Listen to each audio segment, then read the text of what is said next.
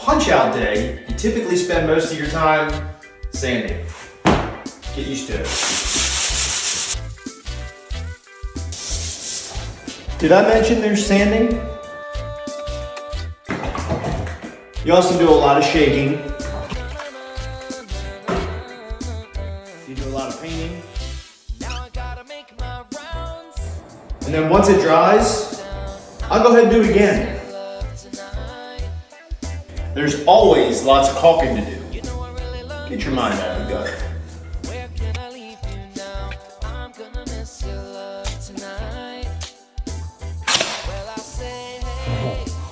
If you haven't, go ahead and get yourself a pin gun. It's also got no safety. It doesn't press in. It's got a double trigger, so if you want,